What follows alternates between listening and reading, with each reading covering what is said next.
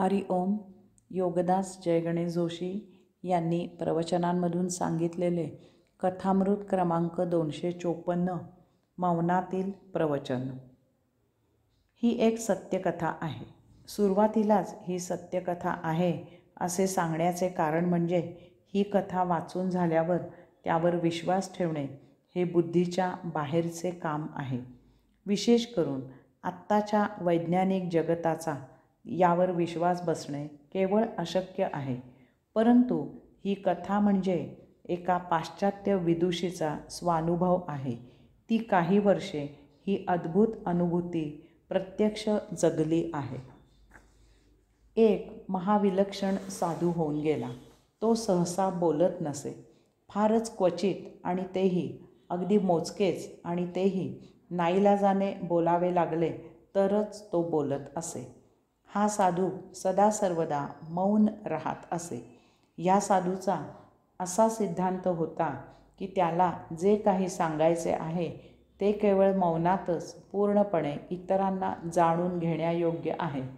जर भाषा वापरली तर त्याला जे सांगायचे आहे ते पूर्ण सांगता येणार नाही. त्यासाठी भाषेची मर्यादा होईल आणि सांगायच्या मुद्द्याला गौणत्व येईल. परंतु याचबरोबर हेही सत्य होते की अशा प्रकारे मौन पाळायला आणि मौनातील प्रवचन ऐकायला कोणी मिळत नव्हते. परंतु एक दिवस त्याच्या आश्रमात एक पाश्चात्य विदुषी दाखल झाली आणि ती त्या आश्रमात राहू लागली. ती त्या साधूच्या सहवासात राहत असे. परंतु ती त्या साधूजवळ एक शब्दही बोलत नसे. असे काही दिवस नव्हे तर अशी 2 वर्षे गेली.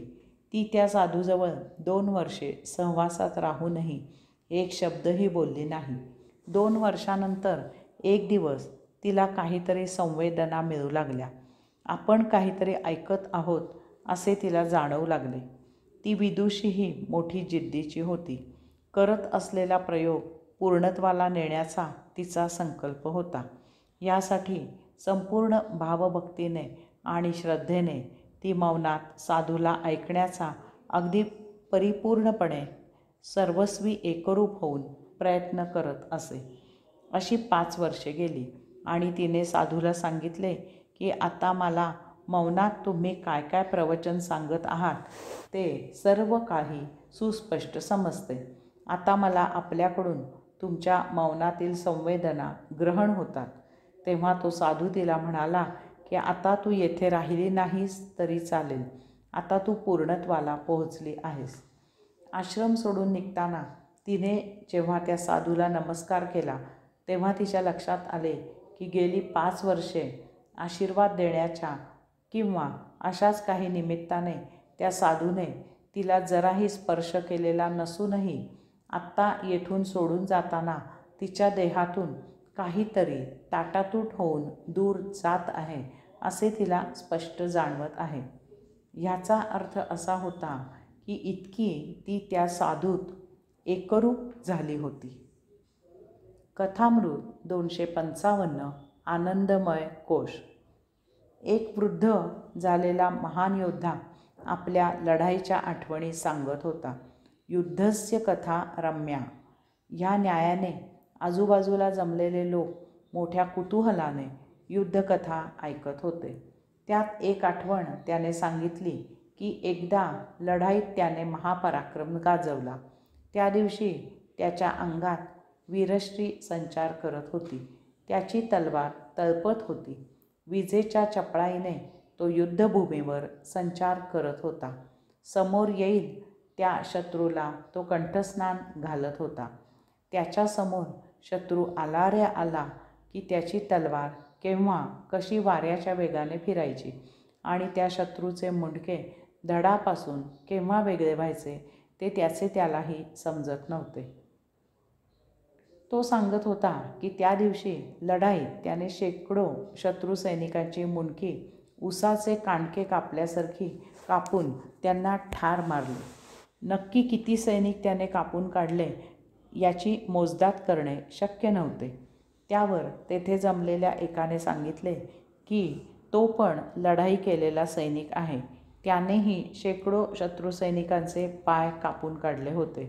तेव्हा तो महान सैनिक म्हणाला की लढाईत शेकडो शत्रुसैनिकांनी मुंडकी उडवल्याचे अनेक वेळा ऐकले होते, पण पाय कापल्याचे प्रथम ऐकत आहे.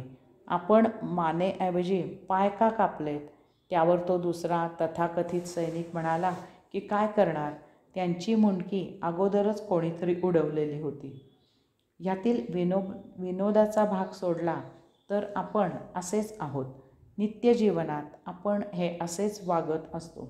आपले आनंदमय कोशाचे डोके अगोदरच उडालेले आहे. त्याखालचे धड म्हणजे भोग लालसेने पछाडलेली देहादी इंद्रिय आहेत.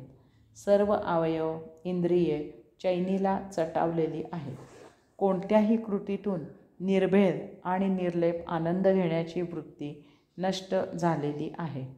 प्रत्येक कृती ही उपभोग शमवण्यासाठीच केली जाते किंवा होणाऱ्या घडणाऱ्या प्रत्येक कृतीतून फक्त चैन विलास उपभोगायला कसा मिळेल तेवढेच पाहिले जाते. प्रेताच्या टाळूवरील लोणी असो किंवा हनुमानाच्या मूर्तीच्या मुखी घातलेले लोणी असो, ते पाहिले रे पाहिले की हे लोणी आपल्याला चाटायला कसे मिळेल या विचाराने आमच्या जिभेला पाणी सुटते. देहादी इंद्रियांच्या भोगापवर्गतेत सरपटणारे आम्ही सर्प आहोत. प्रत्येक सर्प आपल्यापेक्षा लहान सर्पाला गिळायला टपकला आहे. तेव्हा ही भोगलालसा सोकावलेली इंद्रिय कापून टाकली आली तर पहा, त्यायोगे आनंदमय कोशाचा कोंब फुटला तर तो रुजवा. त्यायोगे सुखदुःखातून सुटका होऊन आनंदाचा खजिना न मागता आपल्याला मिळेल. हरि ओम.